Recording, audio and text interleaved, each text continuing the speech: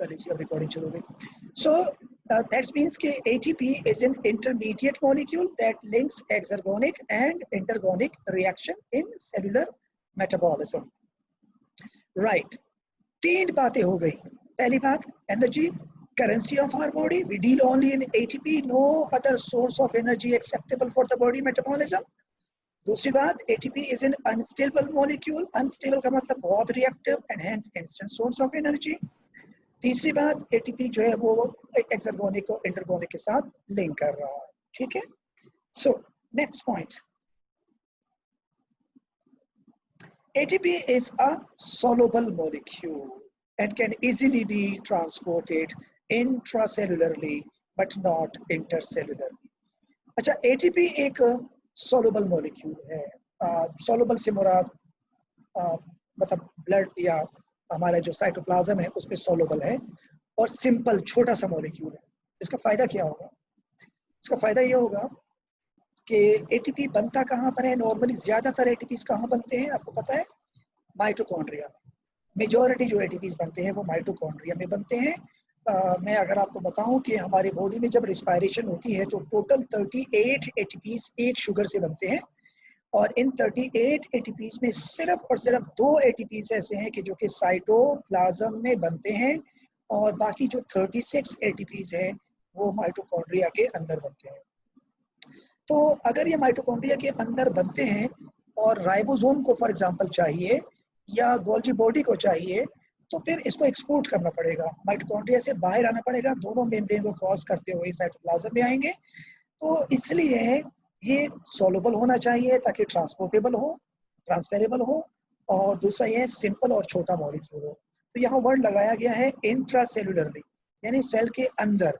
Cell के अंदर से मुराद ये है माइटोकॉन्ड्रिया से निकल के गोल्जी बॉडी में, गोल्जी बॉडी से या दूसरी ऑर्गेनेल्स तक, बट नॉट इंटरसेलुलरली। याद रखिएगा, ATP कभी भी एक सेल से दूसरे सेल में ट्रांसफर नहीं हो सकता। हर एक सेल अपने ATPs का खुद रिस्पॉन्सिबल है। कोई एक सेल दूसरे सेल से ATP बोरो नहीं कर सकता। इसका मतलब है आपके हर एक सेल के अंदर ATP बनने का प्रोसेस होना चाहिए, and that is called respiration. Respiration is nothing, it's just only the formation of ATPs. इसलिए किसी सेल में अगर respiration नहीं होगा तो वो सर्वाइव नहीं हो सकता, क्योंकि वो किसी और से ATP बोरो नहीं कर सकता। तो हर सेल अपने ATPs का खुद रिस्पॉन्सिबल है। इसलिए इस सेंटेंस पे लिखा है ATP is a soluble molecule and can easily be transported intracellularly but not intercellularly. हाँ, अलबत्ता अगर आप प्लांट सेल की बात करते हैं तो प्लांट सेल के अंदर ATP ट्रांसपोर्ट हो सकती है थ्रू प्लाज्मोडेस्माटा। एक सेल से दूसरे सेल में ATP ट्रांसपोर्ट हो सकती है, जहाँ जरूरत ज्यादा हो वहां जा सकती है। लेकिन एनिमल्स के अंदर, ह्यूमन बीइंग वगैरह के अंदर ये ATP सिर्फ हर एक सेल अपने ATP खुद बनाता है, नॉन ट्रांसफरेबल होता है। ठीक हो गया? सो इसलिए अगला पॉइंट जो मैंने दिखाया है वो है ATP however can be transported intracellularly only in plant cell through plasmodesmata. So ये 5 चीजें बड़ी इंपॉर्टेंट थी जो आपके साथ शेयर करना जरूरी थी। ATP is the energy currency of our body. ATP is an unstable molecule and hence instant source of energy. ATP is an intermediate molecule that links exergonic reaction with endergonic reaction in cellular metabolism. ATP is a soluble molecule and can easily be transported intracellularly but not intercellularly. And ATP, however, can be transported intracellularly only in plant cells through plasmodesmata. तो अब मैं इसकी एक PDF format में, एक notes के form में इसको एक्सप्लेन करूंगा। पहला पॉइंट एक्सप्लेन करूंगा डिटेल में, सॉरी पहला तो हो चुका है, मैं नेक्स्ट क्लासेस में बता चुका था इसको एनर्जी करेंसी क्यों कहते हैं, क्योंकि एक बैटरी है और जिस तरह बैटरी से हमारे मोबाइल चलते हैं, इस तरह हम लोग ATP से चलते हैं। हमारे बॉडी के अंदर ओनली करेंसी जो है एनर्जी की वो ATP है। दूसरी बात जो आज हम डिस्कस करेंगे वो है ATP is an unstable molecule and hence instant source of energy. अब इस पे सवाल उठता है, आप कहते हैं कि ATP is an unstable molecule और ये बहुत आसानी से टूट जाता है। इस पे 2 मार्क का सवाल आता है और आपसे पूछते हैं कि ATP का एक और नाम भी है और वो है ATP is an energy rich molecule, यानी एनर्जी बहुत ज्यादा रिलीज करता है। ATP का एक बॉन्ड अगर टूटता है, 3 बॉन्ड्स होते हैं फॉस्फेट के, ATP का मतलब 3 फॉस्फेट होते हैं, भी मैं इसका स्ट्रक्चर दिखाऊंगा। तो इसका एक फॉस्फेट जब अलग होता है तो 30.5 यानी 30.5 kilo joule of energy release करता है। इसका मतलब इसके बॉन्ड के अंदर अच्छी खासी एनर्जी है, इसलिए इसको कहते हैं एनर्जी रिच मॉलिक्यूल। अच्छा, अब आप लोगों को केमिस्ट्री में पढ़ाया गया है कि अगर किसी मॉलिक्यूल की बॉन्ड एनर्जी ज़्यादा होती है तो वो इतनी आसानी से टूटता नहीं है, उसको तोड़ने के लिए ज़्यादा एनर्जी चाहिए होती है। बॉन्ड एनर्जी का मतलब होता है the amount of energy required to break और सिंथेसाइज अ बॉन्ड।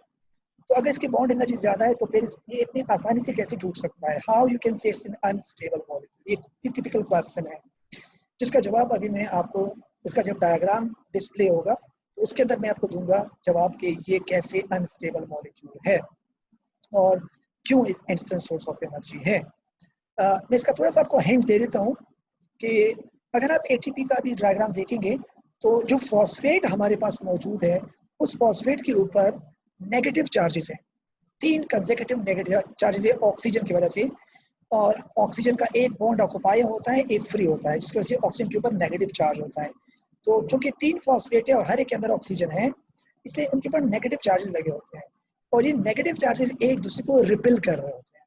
तो जब वो रिपेल करते हैं तो इस बॉन्ड का स्टेबल होना बहुत मुश्किल काम है। अगर जिसके अंदर बॉन्ड एनर्जी चाहती है कि ये मॉलिक्यूल मजबूत रहे, लेकिन चूंकि वो रिपेल कर रहे होते हैं तो नेगेटिव चार्जेस होते हैं, इसलिए इस मॉलिक्यूल को तोड़ना कदरे आसान होता है अगर आप इसको स्टैंडर्ड कंडीशन प्रोवाइड करते हैं। I mean water, typical amount में वाटर मौजूद हो और उस वाटर का पीएच बिल्कुल 7 हो और 25 डिग्री सेंटीग्रेड एटलीस्ट मौजूद हो, तो ये मॉलिक्यूल आसानी से टूट जाता है। और मैं अभी इसका डायग्राम बताऊंगा कि कैसे, तो इसको भी हम डिस्कस करेंगे। फिर हम तीसरे पॉइंट की तरफ जाएंगे, इसको डिस्कस करेंगे। ये 2 पॉइंट बहुत इंपॉर्टेंट है, इसको हम डिस्कस करेंगे कि एटीपी इंटरमीडिएट मॉलिक्यूल कैसे हैं और ये एक्सर्गोनिक रिएक्शन को इंटरगोनिक के साथ कैसे शेयर करते हैं, तो इसको भी हम अभी डिस्कस कर रहे हैं। सो लेट्स सी, मैं थोड़ा सा आपके साथ एक और स्क्रीन शेयरिंग कर रहा हूँ। एक चीज़ आपके साथ और शेयर कर रहा हूँ, उसको ज़रा फोकस कर लीजिएगा प्लीज़।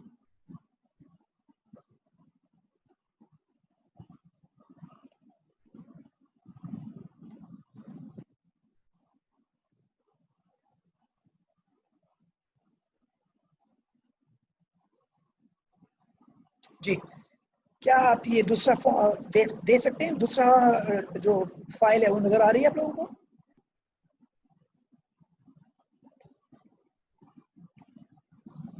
नहीं सर, नहीं नहीं नजर आ रही। नज़र आ रही है? नहीं नहीं। नहीं नज़र आ रही। अच्छा, एक सेकंड।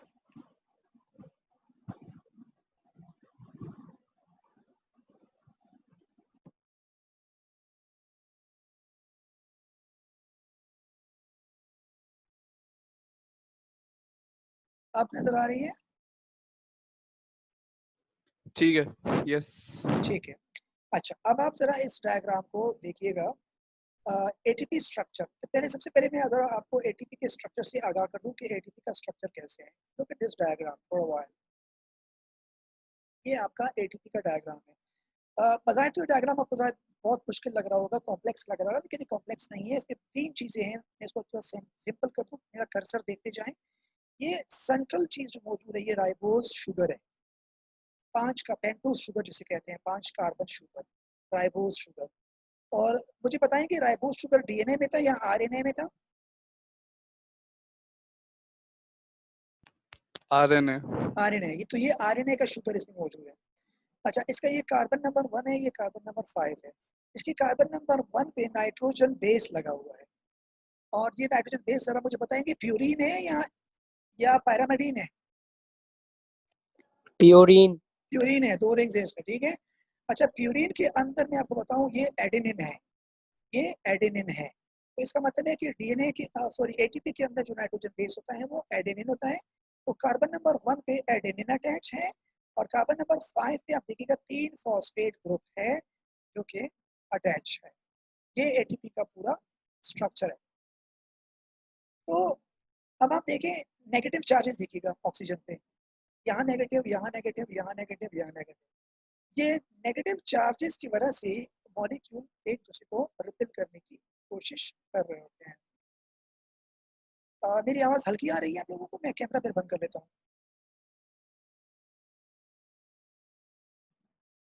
अच्छा, आपको कुछ फर्क पड़ा आवाज़ में? आवाज आ रही है बेटा? आप लोग जी सर। जवाब दिया करेंगे। आवाज साफ आ रही है मेरी? जी। अच्छा, ठीक है। क्योंकि ये आजम कह रहे हैं कि शायद मेरी आवाज बहुत हल्की आ रही है, सो आई डोंट नो। अच्छा, सही है, ठीक है। सो अब आप देखिएगा, ये फॉस्फेट ग्रुप, इसमें नेगेटिव चार्जेस आपको नजर आ रहे हैं, जिसकी वजह से ये एक दूसरे से रिपेल करने की कोशिश करेंगे। अच्छा, फिर इसको बॉन्ड को तोड़ने के लिए हमें एक एंजाइम का भी सहारा लेना पड़ता है, जिसको हम कहते हैं डीफॉस्फोरिलेज। एक एंजाइम है, तो वो डीफॉस्फोरिलेज क्या करता है कि इसका ये वाला बॉन्ड तोड़ देता है। ये पाई बॉन्ड कहलाता है, इसे शो नहीं किया लेकिन ये पाई बॉन्ड है। ये सबसे पहले टूटता है और ये फॉस्फेट इससे अलग होता है। तो अगर आप इस फॉस्फेट को इससे अलग कर देंगे तो ये बचता है एडीपी। दो फॉस्फेट लगे होंगे, ये वाला फॉस्फेट इससे हट जाएगा। इसी तरह अ, ये मॉलिक्यूल क्यों अनस्टेबल है, जो मैंने कहा था, अगर जिसके बॉन्ड के अंदर एनर्जी अच्छी खासी है, 30.5 30.5 किलो जूल, लेकिन इस नेगेटिव ऑक्सीजन की वजह से चूंकि ये अनस्टेबल होता है, इसलिए आसानी से टूट जाता है। तो एक तो आपको ये बात समझ आ गई ये क्यों इतनी आसानी से टूट जाता है। अब इसकी थोड़ी डिस्क्रिप्शन आप देखें।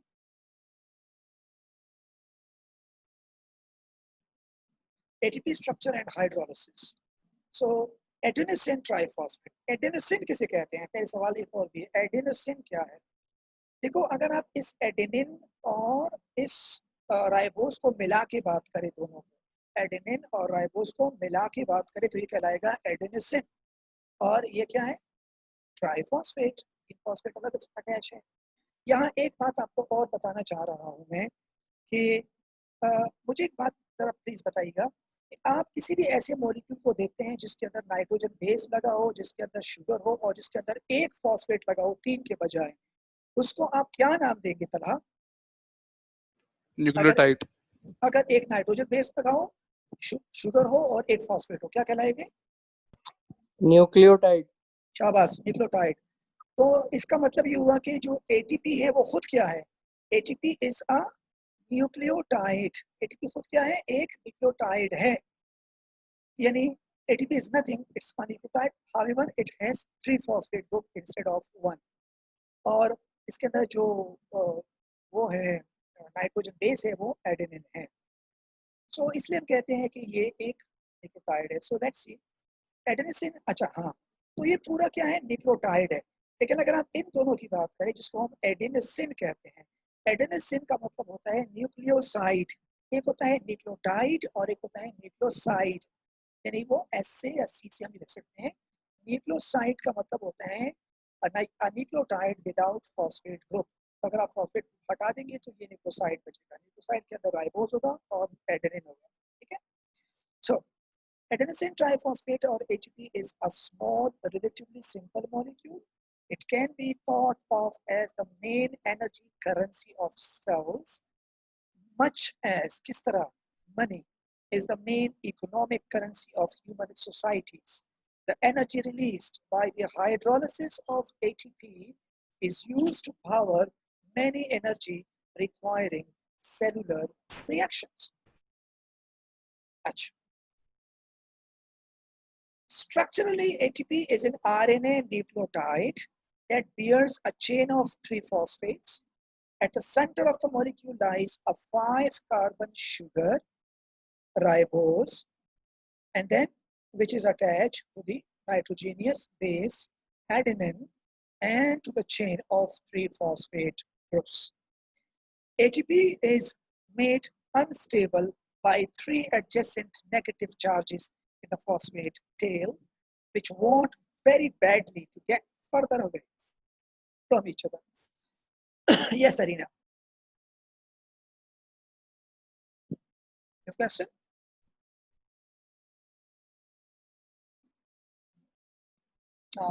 Just raise hands. So I think that's no. Achha. So they want badly to get further away from each other. The bonds between the phosphate groups refer as high energy bonds.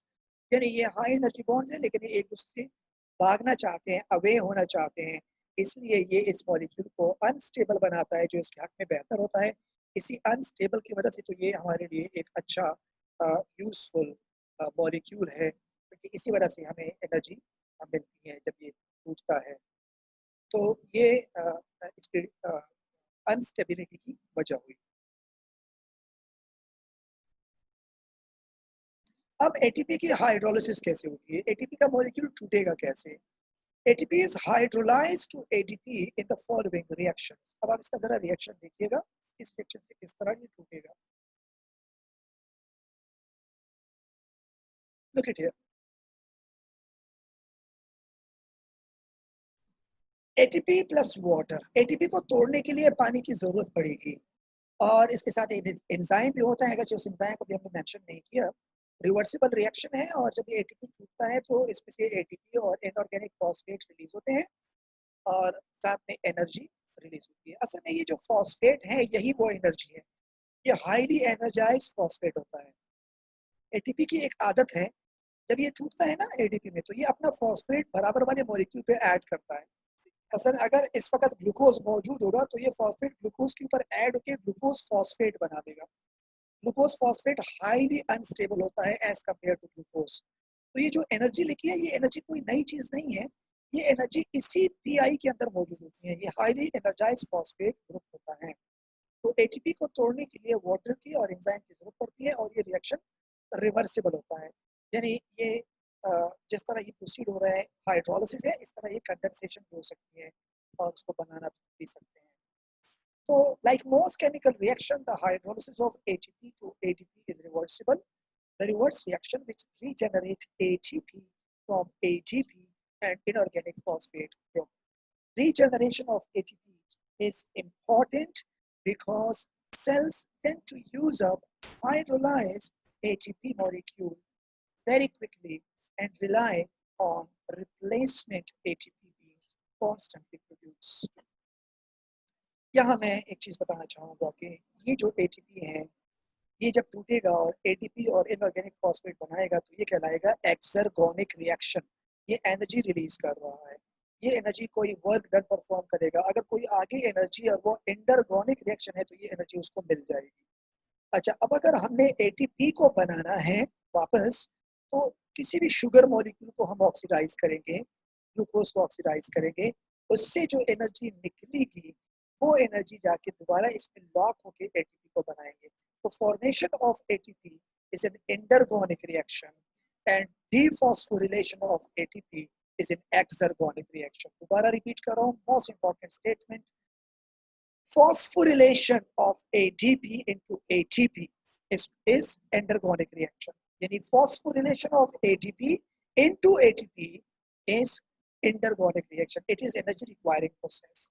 And dephosphorylation of ATP into ADP and PI, yeah, hydrolysis of ATP into ADP and PI is called exergonic reaction. इसमें energy release होगी।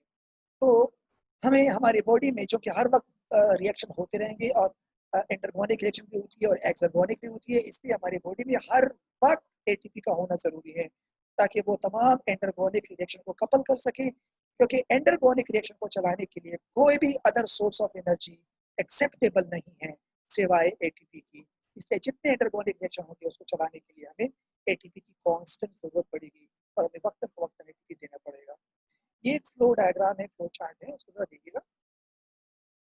एक simple सा layout है।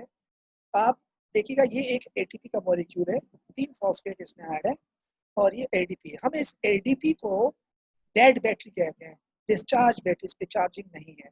इसको charge करने के लिए हमें रिक्वायर्ड एनर्जी, और ये एनर्जी हम कहाँ से देंगे? ऑर्गेनिक मॉलिक्यूल से देंगे, शुगर वगैरह से, कार्बोहाइड्रेट से देंगे। इसलिए ये कंडेंस होगा, वाटर रिलीज होगा, एनर्जी गेन करेगा और क्या बना देगा?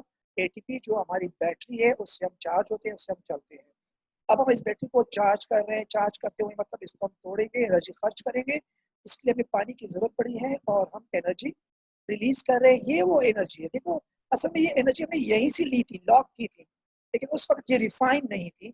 यहाँ इस एनर्जी को हमने जब रिलीज किया तो ये रिफाइन हो चुकी है, वर्क डन के लिए अवेलेबल है। इसलिए इस एनर्जी को हमने यहाँ पे यूज किया, और दोबारा डिस्चार्ज बैटरी आई। फिर डिस्चार्ज बैटरी को हमने फिर ऑर्गेनिक मॉलिक्यूल से चार्ज कर।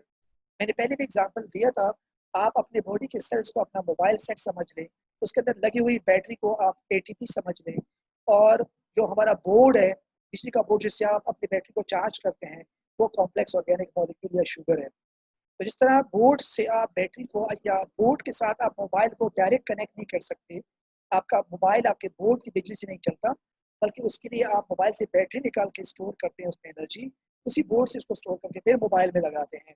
इसी तरह आपकी जो बैटरी है, जब वो डिस्चार्ज फॉर्म में होती है तो वो एडीपी होती है, उसको आप बोर्ड से कनेक्ट करते हैं, यदि कॉम्प्लेक्स ऑर्गेनिक मॉलिक्यूल से एनर्जी लेते हैं, और जब वो चार्ज हो जाती है, एटीपी बन जाती है, तो आप अपने सेल के अंदर इसको प्रोवाइड करते हैं एनर्जी। ये सेशन आपका एंड हो रहा है, 1 मिनट और 10 सेकंड रहते हैं। जब ये डिस्कनेक्ट हो जाए तो थोड़ा-सा दोबारा मैं इसको कनेक्ट करूँगा, कि मुझे थोड़ा-सा इसको कंटिन्यू करना पड़ा। अगर आप लोगों की 4 बजे कोई क्लास नहीं है, so I will connect it and we will proceed it furthermore. अच्छा जी, then now ATP and ATP has been sort like the charged and uncharged form of a rechargeable battery as shown above. ATP, the charged battery, has energy that can be used to power cellular reactions. ठीक है? Once the energy has been used up, the uncharged battery ATP must be recharged by providing energy from कहाँ से? From respiration of organic molecule. क्योंकि respiration में सिर्फ ATPs बनते हैं, टूटते नहीं हैं। I mean, हम एटीपी को जब यूज करते हैं तो वो रिस्पायरेशन नहीं होता, so that it can be again use as a power source. So the ATP regeneration reaction is just like the reverse of hydrolysis reaction. तो ये है कि किस तरह आप एटीपी को बना सकते हैं, एटीपी और ये दोबारा मिलते हैं और